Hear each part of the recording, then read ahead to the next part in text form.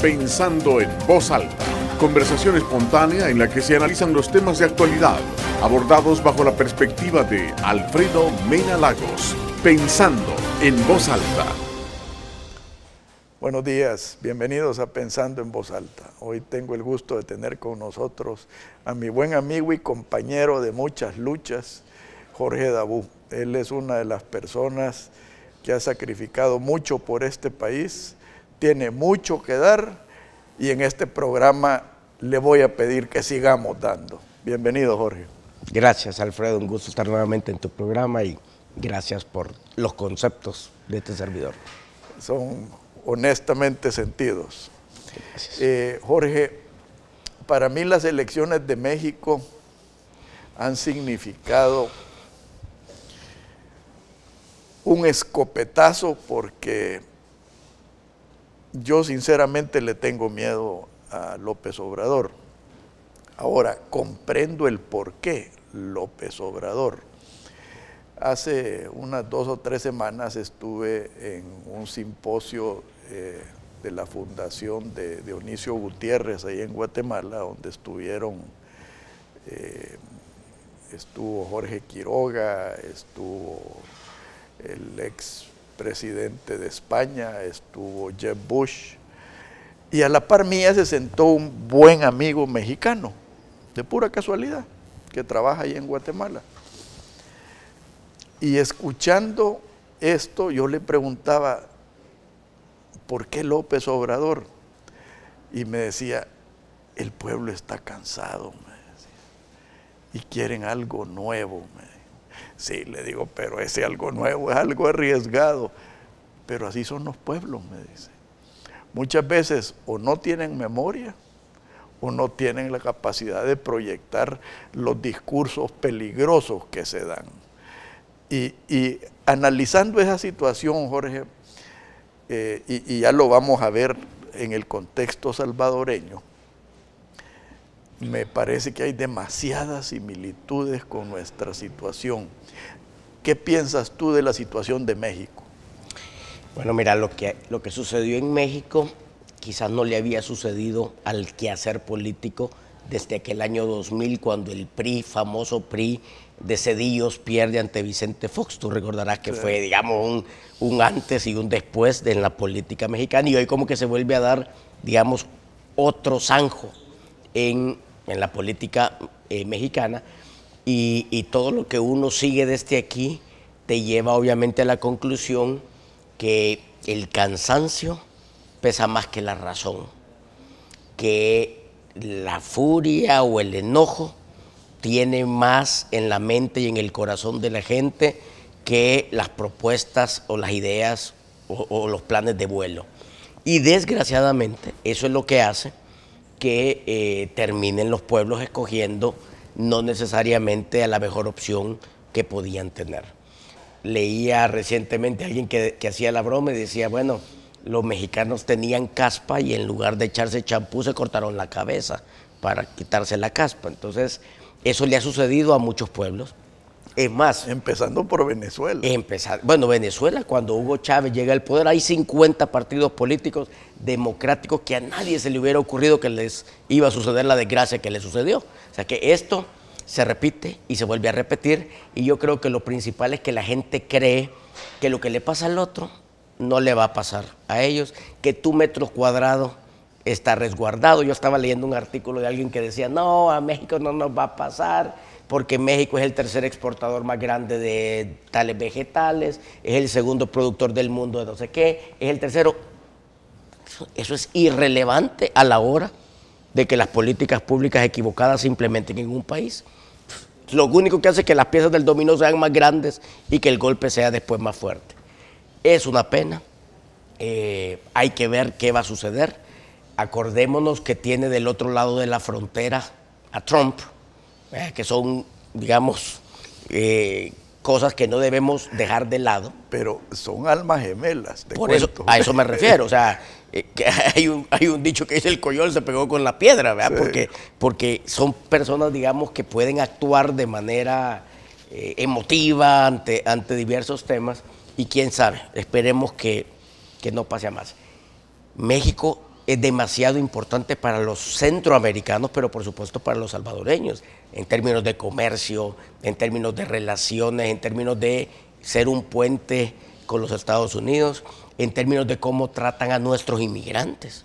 Todo ese tipo de cosas tienen que ver con nuestra relación con México, y creo que ahorita las piezas del rompecabezas están tiradas, Alfredo. Creo que solo se ha dibujado la orilla de afuera del rompecabezas, que ya sabes en qué vas a estar enmarcado. Hay que empezar a poner las piezas, a ver de qué color se van a poner las cosas.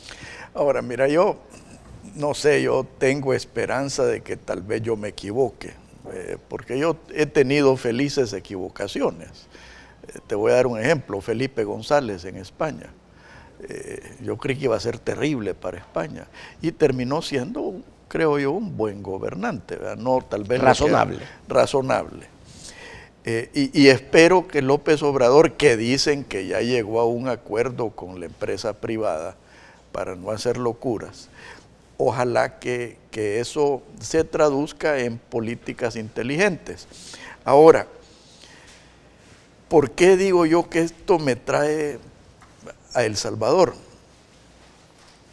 Porque hay ciertas cosas que yo encuentro intolerables, y tú has sido testigo de mi lucha en contra del mercantilismo, que se han hecho grandísimos capitales a costa de ordeñar a un país. Tenemos a uno de los hombres más ricos del mundo, producto de que le vendieron el privilegio de tener el monopolio de las telecomunicaciones. Entonces, ¿cómo podés aceptar tú que en una sociedad relativamente pobre, como es la sociedad mexicana, tener a uno de los hombres más ricos del mundo? Es increíble. Y fíjate que hoy este día, recibí, porque todavía tengo relaciones con algunos de los colegas empresarios de la región, porque me tocó por mucho tiempo tener relaciones con ellos, y uno de mis amigos mexicanos me manda hoy un video en donde la empresa privada le está mandando un mensaje al presidente López Obrador, y básicamente, resumiendo el video, porque es un video que dura 3-4 minutos, el mensaje es: miren, aquí estamos, díganos qué vamos a hacer, hacia dónde vamos a caminar, estamos listos y dispuestos para ir con usted hacia adelante. Y el siguiente video de 2 minutos, el siguiente video es de López Obrador, que dice: en este país los problemas son porque hay 30 personas, uno de los 30, lo que tú estás hablando, 30 personas que son los que han ordeñado el país a través del tiempo, y como a mí, como presidente, me hace faltan 350,000 millones de pesos, una cosa así, o 600, 200 se van a sacar de hacer el Estado más pequeño, y lo demás se van a sacar de aquí. Entonces, ¿por qué te hago esta mención? Porque esas cosas incorrectas que se van dejando a través del tiempo son al final la bomba de tiempo donde explotan estos modelos y estos sistemas. Porque una vez ellos entran en esa disputa y en esa pelea y se rompe esa pista, todo lo demás va en cadena para abajo. Porque cuando vos destruís la capacidad de los sectores productivos de sacar al país adelante, te toca empezar con el populismo, la demagogia, los yanquis, los no sé qué, los no sé cuánto, y ahí termina el deslizadero, el largo, en ese tipo de cosas. O sea que estoy de acuerdo con lo que estás diciendo, y me preocupa porque lo vi, te estoy diciendo, lo acabo de ver, y cabal se está poniendo la fotografía de esa tormenta que creo yo que se les puede venir muy pronto. No, pero fíjate que especialmente, y luego en el próximo segmento lo vamos a tocar, es que la columna vertebral de cualquier economía son las empresas medianas y pequeñas, que terminan siendo las principales víctimas económicas de estas prácticas monopólicas. Entonces, para que estas prácticas monopólicas existan, debe de haber un rompimiento o una corrupción institucional. El otro día me dio cólera, y no voy a mencionar el nombre, de uno de los grandes corruptores de El Salvador, diciendo que le daba vergüenza que Funes se haya bombeado 350 millones de dólares. Entonces yo en el chat ese puse: el robo y la corrupción son lo mismo. Entonces, como diciéndole, el comal le dice a la olla. Entonces, ese cinismo y ese rompimiento institucional que ha habido en México, porque no quiero tocar El Salvador todavía, ese rompimiento institucional a donde había un partido oficial como el PRI, que luego vino ese parteaguas del PAN, pero que no mucho cambió. Entonces, ¿eso qué te quiere decir? De que la corrupción ha permeado hasta la institucionalidad del país. Y tú no te querés meter todavía en El Salvador, pero es que el ejemplo claro lo tenemos aquí. Claro, sí, es que ese es el tópico del próximo segmento. Entonces lo dejamos para el próximo segmento, pero o sea, el tema es que cuando la sociedad se acostumbra a tolerar a los políticos haciendo cosas incorrectas, que no se queje después que el siguiente político venga y haga y repita las mismas cosas. Y aquí lo estamos viendo casi, porque yo paso mucho en las redes, en el Twitter y eso, casi que te dicen: sí, pero mi político, aunque es ladrón, es menos ladrón que tu político. Sí. No, y nos condenan a votar por el menos malo. No, y entonces vos decís: pero ¿cómo vamos a resolver los problemas de este país si la sociedad es la misma que está validando que el político haga las cosas incorrectamente?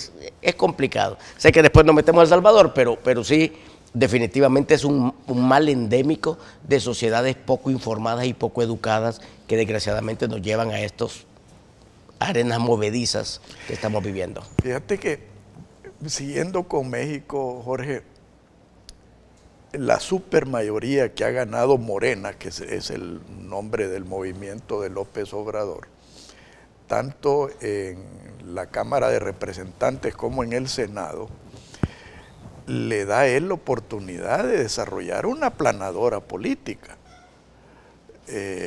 Y nosotros que creemos en la democracia y creemos en los pesos y contrapesos, ese es un precedente bastante peligroso. Y no solo eso, van a estar, por lo menos los diputados, bien cercanos a muchos del PRI, que van a terminar siendo como el gana. Sí. Más o menos una relación simbiótica por conveniencia. Mira qué barbaridad, hemos encontrado corrupción esta de tu partido, pero fíjate que necesitamos aprobar estas dos cosas. Es lo que estamos viendo en todas partes, el chantaje político cuando llega un gobierno de este tipo y los otros tienen las colas pateadas, las colas, las patas y las narices, todo está pateado, terminan haciendo un aplanador y haciendo los cambios con un agravante más. ¿Qué es lo que ve la sociedad? ¿Qué fue lo primero que dijo López Obrador? No me voy a ir a vivir a la casa presidencial y voy a vender el avión. Solo me acordé de Chávez, porque Chávez hizo lo mismo. Cuando Chávez llega al poder, empieza a vender, no sé si tú te recordás, que empezó a vender todos los aviones, al año siguiente estaba comprando aviones nuevos. Exactamente, como que esto está escrito, el procedimiento, ¿eso qué va haciendo? Le va dando a él la legitimidad y la fortaleza y el apoyo de la sociedad, va a agarrar un par de corruptos insignes, los va a agarrar, los va a meter presos, va a lograr algo, y ya después, cuando la gente se viene a tratar de detener a un líder de estos, suele ser demasiado tarde. Han avanzado demasiado en políticas dañinas para la sociedad y para la democracia. En el próximo segmento, como te dije, Jorge, quiero hablar de El Salvador, porque yo creo que estamos a las puertas de un desastre político y te voy a explicar por qué me siento tan pesimista. Por favor, no nos cambie, ya volvemos.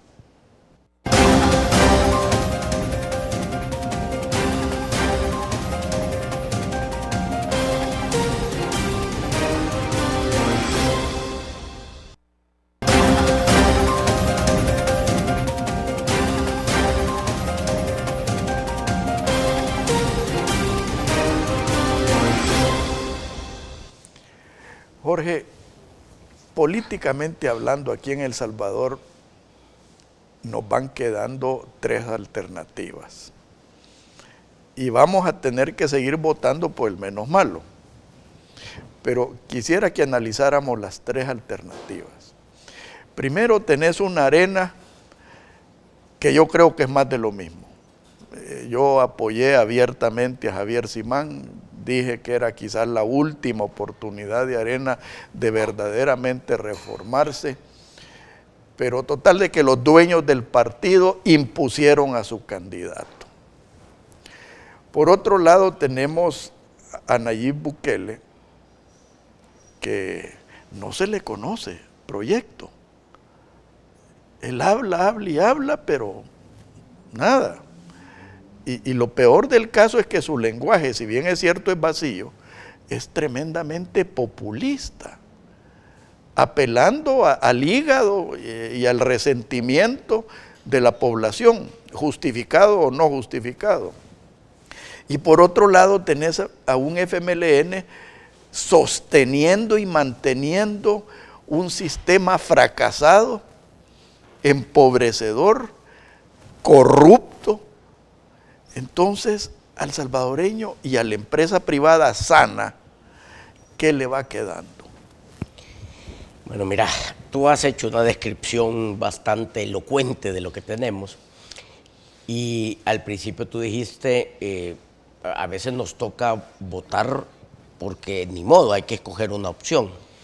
Uno de los problemas serios que yo creo que Arena está sufriendo en estos momentos, y voy a empezar por Arena porque en ese orden tú los mencionaste, es que cuando tú no tenés claridad de visión y fortaleza en los principios, no te toca otra más que ir a buscar votos con populismo, con demagogia, con cosas que suenen bien, que ganen votos, aunque estés empeñando el futuro del país. Hemos visto la ley de aguas, hemos visto la reforma constitucional, hemos visto la última reforma que acaban de ir a meter recientemente de educación sexual. O sea, cuando tú no tenés claridad... Proveniente de Arena. Por eso ahorita estoy hablando de Arena. Entonces, cuando tú no tenés claridad de principios, los principios de una sociedad libre. A mí me invitaron esta semana a una reunión en donde estaban hablando de cómo llegar más a la sociedad civil y le dije yo, miren, lo primero que ustedes necesitan es vender un producto que el envoltorio represente al producto que está dentro y que sepa a lo que parece que debe saber. Si no hay congruencia, es como vender cualquier producto.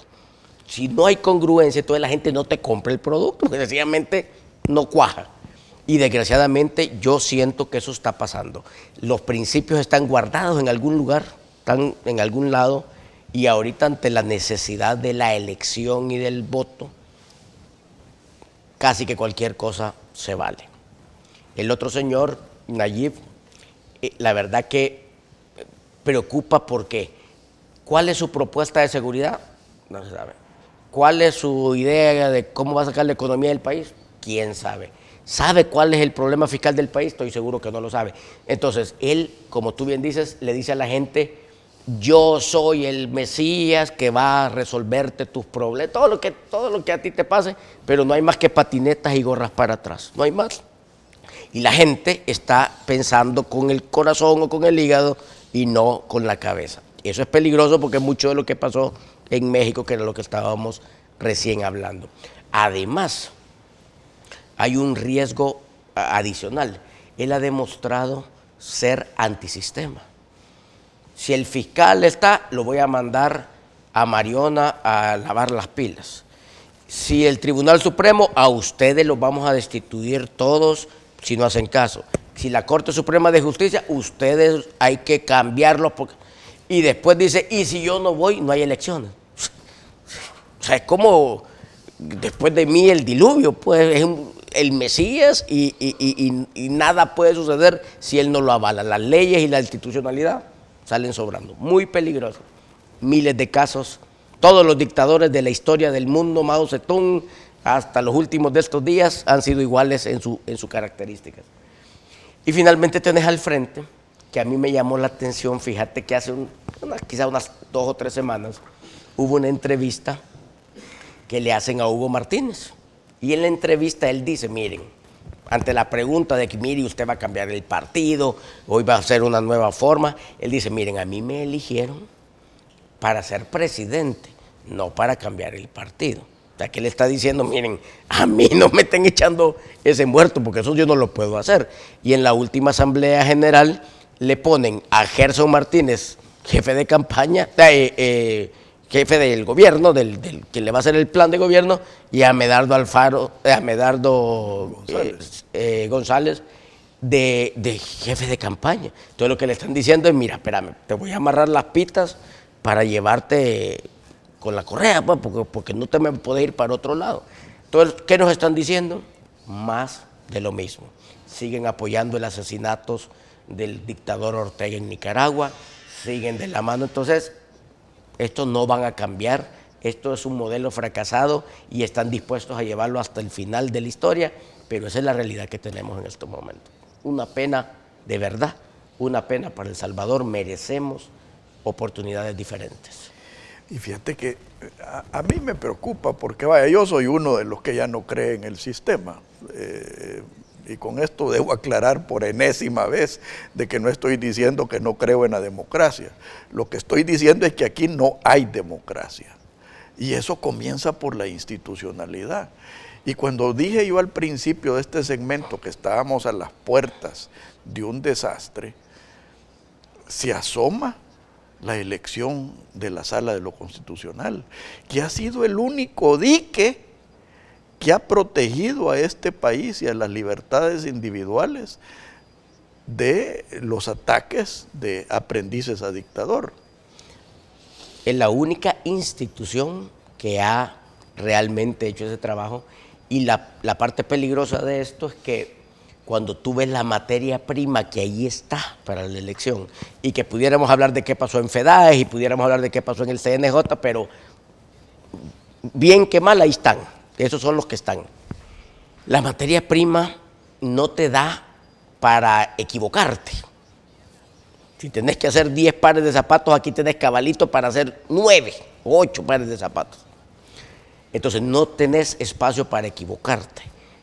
Equivocarse en la elección de la Sala de lo Constitucional quiere decir no hay más justicia constitucional, porque las resoluciones deben tener 5 votos en las inconstitucionalidades y 3 en los amparos. Es decir, que si tú tenés una conformación por cuotas, que lo que hace es estabilizar o bloquear, que puede ser algo interesante para todos los partidos, por cierto. O sea, puede interesarle a todos los partidos.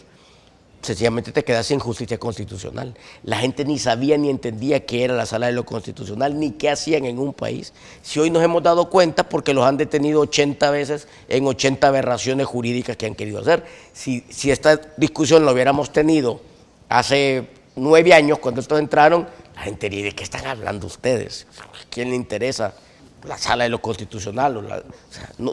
La gente no sabía lo que era esa institución hasta que empezó a hacer su trabajo.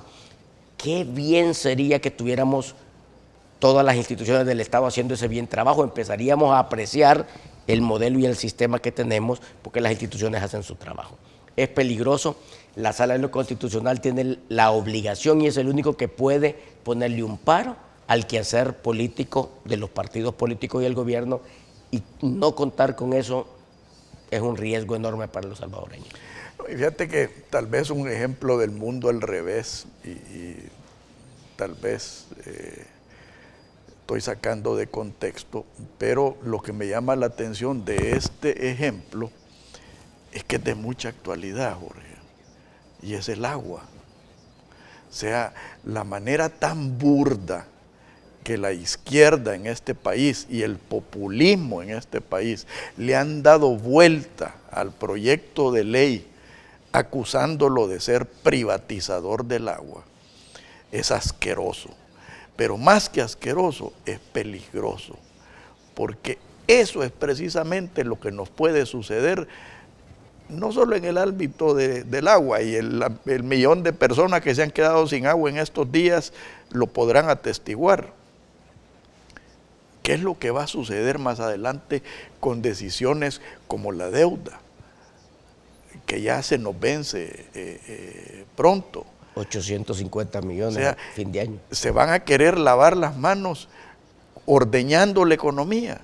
Si tú como empresario, Jorge, sabes que esta economía ya no aguanta, que después de que se quitó la farsa de los datos del Banco Central de Reserva, resulta que tenemos una de las presiones fiscales más altas de Latinoamérica. Te voy a hablar un poquito de la ley de aguas y de ahí me meto a esta última parte que creo que es bien importante. Pero la ley de aguas comenzó cuando yo todavía estaba de presidente de ANEP. O sea, yo la conocí desde su génesis. Jamás el sector privado pidió esa ley. Nunca estuvimos interesados en eso, sino que fue una propuesta que vino del FMLN. La propuesta inicial tenía 264 artículos que cuando vos los leías ni siquiera había sentido jurídico en muchas de las cosas que ahí estaban. Y te cuento que había, por ejemplo, una fórmula, ya un poquito más adelante en la discusión, una fórmula que cuando la resolvías para cobrarte, el resultado te daba dólares al cuadrado. O sea, era algo así como los kilovatios de agua del presidente, o sea, cosas disparatadas. Cuando esto se empieza a analizar, nos damos cuenta que no hay forma de arreglar esa ley y se traen técnicos y se empieza a proponer una nueva ley. Los regantes y un montón de grupos que ocupaban esta ley comenzaron a trabajar en esto. Esa propuesta, cuando yo salí de ANEP, ya había quedado en consenso con la ministra Lina Pol. Y la institución que iba a administrar eran 7, en ese entonces eran 7, que eran 3 del gobierno, 2 del sector privado y 2 de las alcaldías. Ya después yo salgo, esta discusión se congela, y básicamente se quedan después hablando un poquito sobre el tema y llegan a la conclusión de bajarle un poco a esa comisión para no hacerla muy grande. ¿Por qué el sector privado es importante que participe? Porque el sector privado, teniendo 2 de 5, no tiene mayoría, no puede privatizar, no puede tomar decisiones, y teniendo 5 resoluciones de la Corte Suprema de Justicia que dicen que el agua no se puede privatizar, es imposible, o sea, esto no puede suceder. Pero es importante porque es 2 cosas. Primero, hay propuestas técnicas, ideas, estudios de cómo hacer las cosas mejor. A ningún político le interesa arreglar tuberías porque no gana votos arreglar tuberías debajo de la tierra.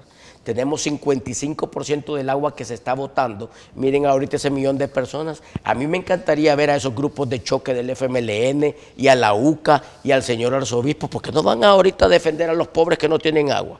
Están siendo utilizados por el FMLN que ha encontrado un salvavidas ante la corrupción de Funes, ante las sinvergüenzadas y ante el fracaso absoluto, como para irlo a tirar. Y han tirado sobre la mesa una propuesta absurda de privatización que no se puede dar, que no existe y que lo único que está haciendo es dañando inclusive más las opciones para resolver los problemas del agua de la gente. Penoso, pero esa es la realidad que tenemos. Jorge, vamos a entrarle a lo fiscal en el otro segmento, porque yo sí quiero empezar a hablar de soluciones. Y yo en lo personal, en estas próximas elecciones, no voy a apoyar a nadie.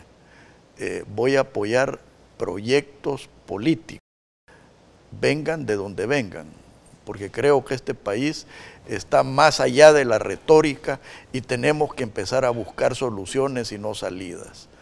Por favor, no nos cambie, ya volvemos.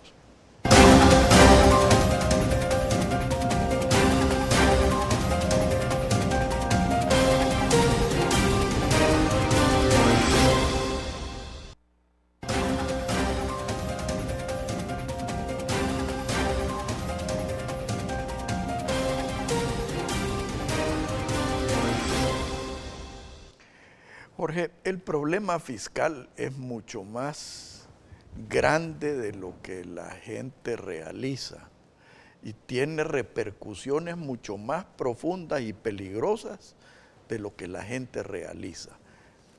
¿Cuál es tu...? A ver, yo creo que hay que darle algunos datos a la gente para que entienda lo que tú estás queriendo explicar.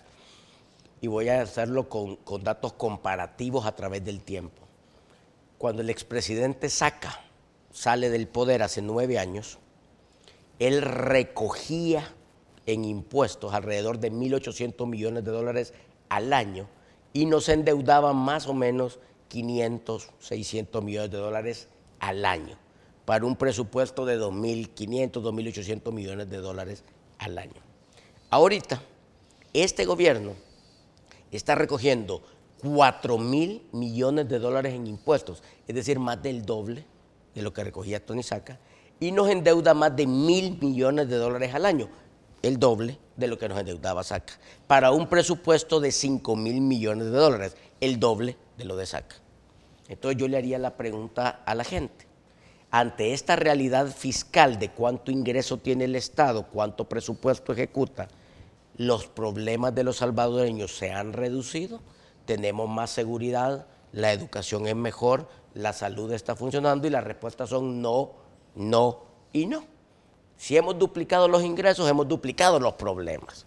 Es decir, que el problema del país, si bien es cierto, se traduce en un tema fiscal, la raíz del problema es un problema de cabeza, es un problema de modelo, es un problema de sistema que no funciona y no te van a alcanzar los recursos fiscales a menos que te ordenes.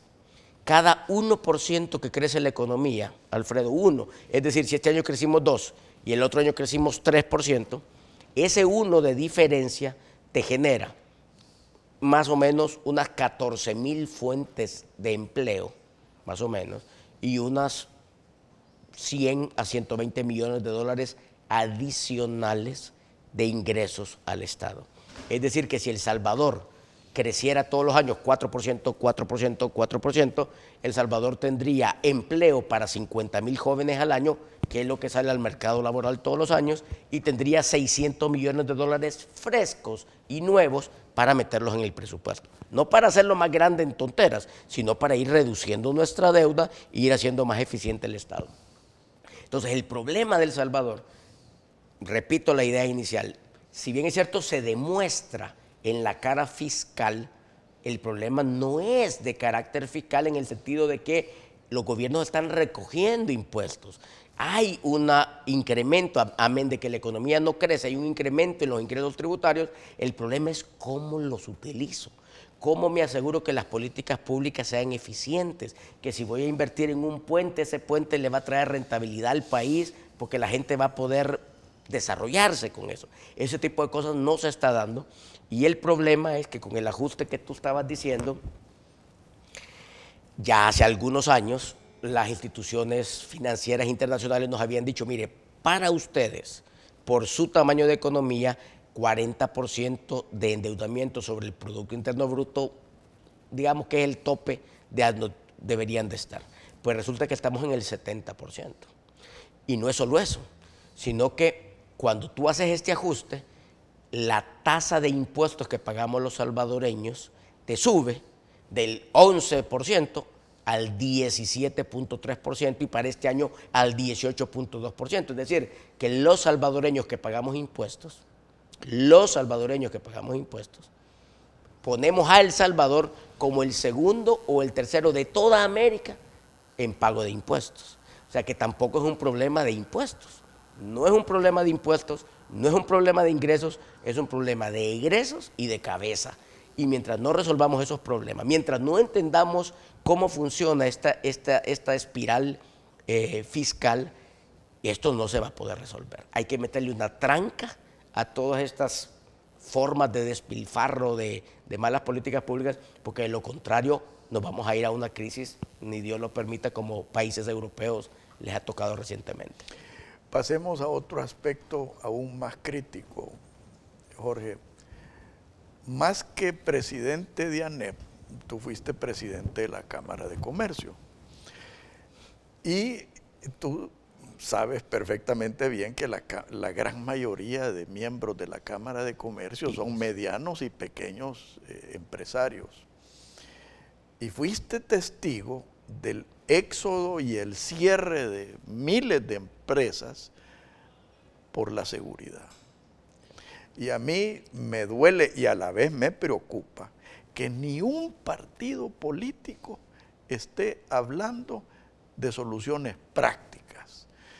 Yo tengo unas cuantas que quisiera rebotar contigo porque aprecio mucho tu análisis y tu ejecución de las ideas. 1. Estado de excepción localizado. 2. Jueces y jurados encubiertos. 3. Una guardia civil militarizada para las áreas rurales. Y cuarto, la despolitización de la Policía Nacional Civil. Cuando nosotros trajimos a Rudy Giuliani, que no estoy diciendo que él nos iba a dar todas las soluciones a los problemas, pero alguien que tuvo éxito y puede ayudar. Entre los 7 temas que se presentaron al FMLN, hablaba de la despolitización de la policía y ellos lo tacharon de la lista. Como que no existía, ¿verdad? Como que no existía. Te estoy diciendo después de un análisis de un mes que estuvieron en las penitenciarías, no es que solo vino y ya les traía la receta. Su gente estuvo aquí trabajando un mes completo. Y entre toda la cantidad de ideas, que algunas parecidas a las que tú estás diciendo, había una que era importante, que era, por ejemplo, que los jueces de paz tomaran todos los casos que ahorita le tocan a la fiscalía y que tienen fiscales con 30,000 casos, que son que si uno le quebró la ventana al otro, que si le pegó a no sé quién, que si le robó la gallina, o sea, que esos casos los pudieran resolver a través de, como en Estados Unidos, si vos echas una basura, te cobran $500 porque aventaste una basura en la calle, son penas menores, digamos, y son resueltos en juzgados diferentes porque tú necesitas descongestionar nuestro sistema de justicia. Estamos hablando de seguridad, pero el sistema de justicia es donde se llegan a topar todos los delincuentes y al final no pasa nada. Si tú descongestionas a la Fiscalía General de la República porque le quitas 50,000 casos al año de cosas menores y se las pasas a los jueces de paz, que hay 262 en todo el país, liberás el sistema judicial y la fiscalía para que puedan ser más efectivos en su trabajo. Eso es por un lado. Por el otro tenés, fíjate bien, la policía tiene que atrapar, primero tienes que poner la denuncia cuando te pasa algo, luego la policía lo tiene que atrapar, la fiscalía tiene que investigar, el juez lo tiene que mandar preso y después se tiene que mantener en la cárcel. Esa cadena es tan fuerte como el más débil de los eslabones y ahorita todos los eslabones son débiles. Por falta de recursos, por falta de capacidad, por politización, por lo que querrás. Por corrupción. Por corrupción, por lo que querrás. Entonces, resolver el problema de seguridad, el que diga que lo va a resolver con una, está mintiendo. No se puede, porque tenés que enhebrar muchas etapas en este proceso. Pero hay que empezar por las que son más obvias y más fáciles. La Policía Nacional Civil, desgraciadamente, en su jefatura está politizada, lo sabemos perfectamente. Entonces, mientras la visión de las instituciones encargadas de la seguridad sea la política y no la seguridad pública, vas a tener los resultados que estamos teniendo ahorita. Y lo más triste es que la gente se está acostumbrando a vivir así. Todos los días hay 13, 14 muertos y es como que aquí así es, en El Salvador así es. No podemos vivir, un país no puede salir adelante con esos niveles de inseguridad. Y esa es la realidad, igual que lo que hablábamos antes de las elecciones. La gente se va acostumbrando y va aceptando este tipo de cosas hasta que después se convierten en algo más serio. Tus propuestas, como te digo, algunas de ellas se hablaron y se mencionaron y son importantes y hay que evaluarlas a fondo. No, y el endurecimiento judicial, o sea, empezando por las leyes. Aquí... leyes suizas tenemos. Sí, o sea, garantistas, que protegen más al criminal que a la víctima. Y eso es el mundo al revés, como te decía yo anteriormente. Sí, no, definitivamente. Y por eso empecé hablando yo del sistema judicial y el fiscal, porque ahí es donde, ese es el colador, donde al final 2.7, menos de 3% de los casos terminan donde deberían de terminar. Entonces, la probabilidad de que un delincuente termine pagando por su delito es el 2 del 100%. Entonces dice, mira, las probabilidades que tengo, mejor sigo en el negocio. Es mucho más rentable seguir en este negocio que salirme y buscar otra opción, que tampoco hay, porque tampoco hay muchas opciones. Mejor me quedo en el negocio y sigo delinquiendo. Hablemos del otro lado de la moneda fiscal, que es el gasto corriente. A mí, de las cosas que me ha gustado y me ha llamado la atención del discurso de López Obrador, es que él automáticamente está hablando de reducir a la mitad los salarios de los altos puestos públicos. Está hablando inclusive de quitarle las pensiones a gente que no se lo merece, o por lo menos las pensiones políticas. Entonces, aquí hay que ningún partido político, ninguno se atreve a hablar de congelar las contrataciones, de retiros voluntarios y la eliminación de las plazas políticas. Esas 45,000 miembros del FMLN que no están haciendo nada y le están costando sangre, sudor y lágrimas a este país, nadie está hablando de eso. Cuando Tony Saca, y vuelvo al ejemplo porque es un parteaguas, cuando Tony Saca sale del gobierno habían más o menos 100,000 empleados públicos. Ahorita hay más o menos 160,000 empleados públicos. Esos empleados públicos, la mitad ni trabajan, sino que son activistas políticos. Y el salario que les pagan, todavía el partido les cobra un porcentaje por conseguirles la chamba. O sea que no solo estás financiando burocracia e ineficiencia, sino que estás financiando indirectamente al partido político, número uno. Número dos, hace 15 años, y lo estuve viendo esta semana los datos, 15 años, no te estoy hablando hace... El monto que se ocupaba de los recursos del Estado en concesiones, como lo del agua, la luz, los autobuses y todo eso, el costo de todo eso que invertía el Estado era alrededor de 20 a 25 millones de dólares al año. Con Funes y con Sánchez Serén ha llegado a 560 millones de dólares al año. Entonces vos decís, bueno, y si la teoría es correcta, ¿por qué no le han cambiado la vida a la gente? ¿Por qué es que la gente ya no es pobre? ¿Por qué es que no le hemos resuelto los problemas a la gente? Porque esos son subsidios que al final lo que buscan es mantener al pobre pobre siempre, porque es la única forma de mantenerlo con la mano pidiéndole cacao al político de turno. Entonces, vas creando un Estado grande, un elefante blanco, vas creando dependencia en la sociedad del subsidio y al final no hay cuero con qué hacer las correas. Y es ahí donde se te viene y se te dan los problemas fiscales que estamos viviendo ahorita. Perdón.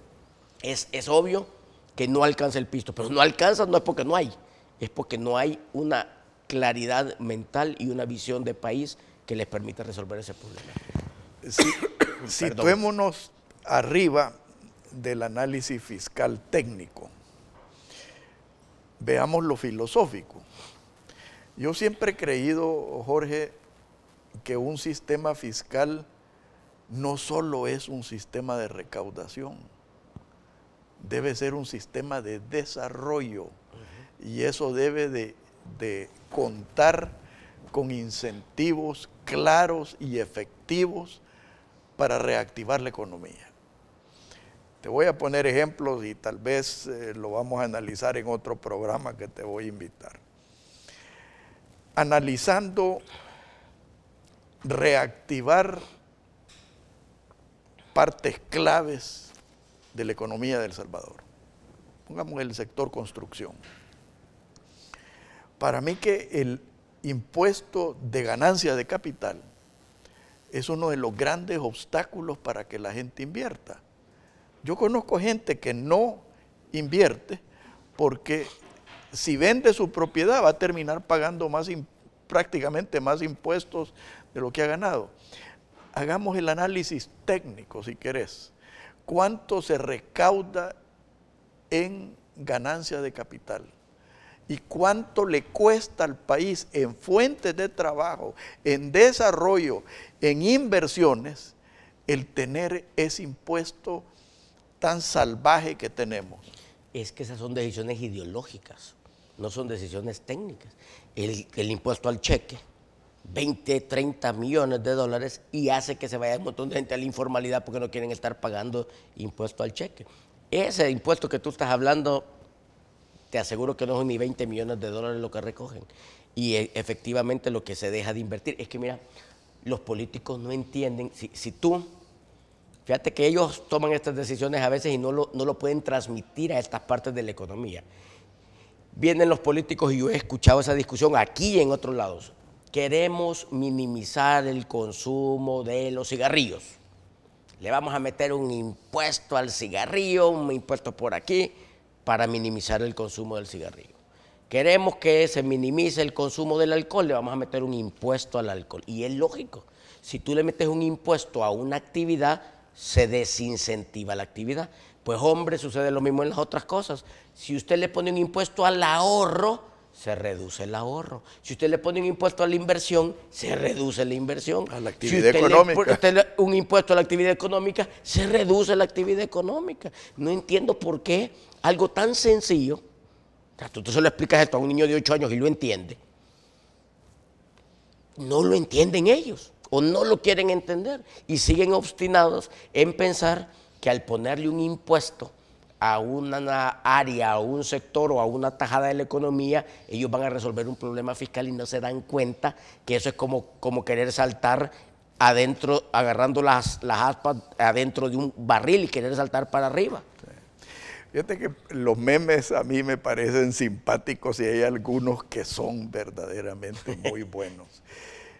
Yo hace poco recibí un meme que decía que si a la cajetilla de cigarros le ponen una calavera y dice el fumar es malo para su salud y lo puede llevar a la muerte, y lo mismo a la botella de licor le hacen a mí, ¿por qué no le ponen a las declaraciones de renta las cifras de lo que los políticos se han robado?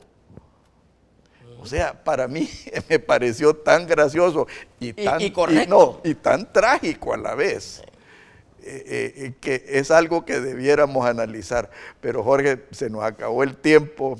Bueno. Desafortunadamente platicar contigo se hace muy corto, y te voy a invitar de nuevo. Y de nuevo te agradezco mucho el esfuerzo que estás haciendo, y cuenta con mi colaboración. Muchas gracias, Alfredo. Felicidades. Gracias, Jorge. Que Dios los bendiga a todos. Muy buenos días. Esto fue Pensando en Voz Alta, conversación espontánea en la que se analizan los temas de actualidad, abordados bajo la perspectiva de Alfredo Mena Lagos. Pensando en Voz Alta.